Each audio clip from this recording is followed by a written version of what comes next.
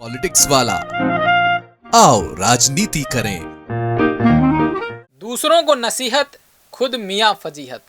हाँ जी हाँ, यह मध्य प्रदेश में हो रहा है। ग्वालियर हाईकोर्ट ने विजयपुर विधानसभा सीट से कांग्रेस विधायक मुकेश मल्होत्रा का चुनाव शून्य घोषित कर दिया है। ग्वालियर बेंच के जस्टिस जीएस अहलूवालिया ने यह फैसला बीजेपी नेता और पूर्व मंत्री रामनिवास रावत की याचिका पर सुनाया। याचिका में रावत ने मल्होत्रा के खिलाफ दर्ज सभी 6 आपराधिक मामलों की जानकारी दी थी। कोर्ट ने अपने फैसले में कहा कि उपचुनाव में रामनिवास रावत दूसरे स्थान पर थे, इसलिए मुकेश मल्होत्रा का चुनाव शून्य घोषित करते हुए रावत को विजयपुर का विधायक घोषित किया जाता है। मैं बस एक मामला आपको बताना चाहता हूं, नरोत्तम मिश्रा वाला, जिसमें नरोत्तम मिश्रा पर 2008 के मध्य प्रदेश विधानसभा चुनाव के दौरान आरोप लगा था कि उन्होंने स्थानीय अखबारों में अपने पक्ष में खबरें छपवाईं, जिन्हें पेड न्यूज माना गया, पर उनके इस मामले को पूरे कार्यकाल तक नजरअंदाज किया गया। पर फिर वही बात, 900 चूहे खाकर बिल्ली हज को चली। चलो अब यह बताइए कि क्या न्यायपालिका का यह निर्णय ठीक है? क्या लोकतंत्र के मुंह पर यह जोरदार तमाचा नहीं? आप यह बताइए, न्यायपालिका ने यह तक नहीं जरूरी समझा कि उपचुनाव भी कराए जा सकते हैं? क्यों नहीं समझा, यह तो न्यायपालिका ही जाने। पर सवाल अब भी पैदा होता है कि क्या भाजपा के विधायकों पर केस दर्ज नहीं है? क्या सभी विधायक बिना किसी आपराधिक मामलों के हैं? पर यह तो आम बात है।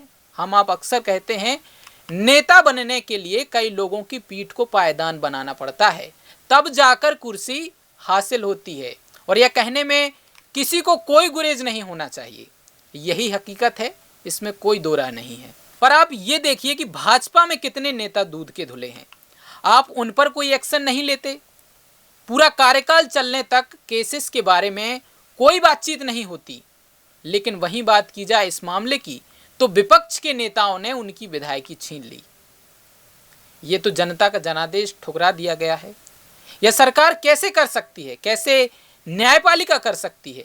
इसी तरह से कुछ ईडी और सीबीआई का खेल चल रहा है। क्या आपने कभी सुना है कि किसी भाजपा के विधायक या मंत्री के घर ईडी या सीबीआई का छापा हुआ हो? नहीं हुआ।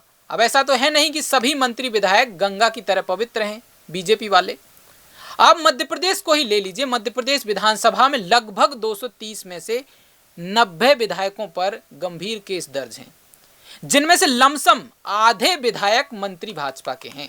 खैर, हाईकोर्ट ने रावत की याचिका स्वीकार करते हुए कहा कि मल्होत्रा ने अपने नामांकन हलफनामे में कम से कम 4 आपराधिक मामलों की पूरी जानकारी नहीं दी।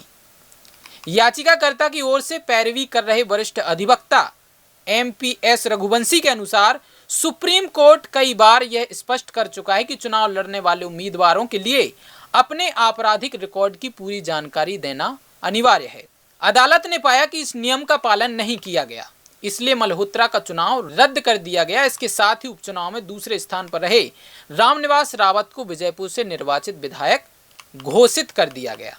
हालांकि अदालत ने मल्होत्रा को इस फैसले को उच्च अदालत में चुनौती देने के लिए 1 सप्ताह का समय दिया है और संभावित 15 दिन की अंतरिम राहत पर भी विचार किया जा सकता है। मामले पर जीतू पटवारी ने कहा कि 1 साल पहले विजयपुर की जनता ने कांग्रेस को जनादेश दिया था, मुकेश मल्होत्रा को भारी वोटों से जिताया था। फैसले के खिलाफ हम सुप्रीम कोर्ट जाएंगे। आगे पटवारी ने कहा कि हमें सुप्रीम कोर्ट से न्याय मिलेगा। अगर चुनाव भी हुआ तो जितने वोटों से रामनिवास रावत को हराया था, उससे 2 गुना वोटों से फिर हराएंगे। विजयपुर की जनता रावत को और बीजेपी को हराने के लिए फिर तैयार बैठी है। फिलहाल इस वीडियो में इतना ही। मिलते हैं किसी अन्य पेशकश के साथ। यदि आपने अभी तक हमारे चैनल पॉलिटिक्स वाला को सब्सक्राइब नहीं किया है तो जरूर कीजिए, और वीडियो को लाइक और शेयर करना बिल्कुल मत भूलिए। इजाजत दीजिए, नमस्कार।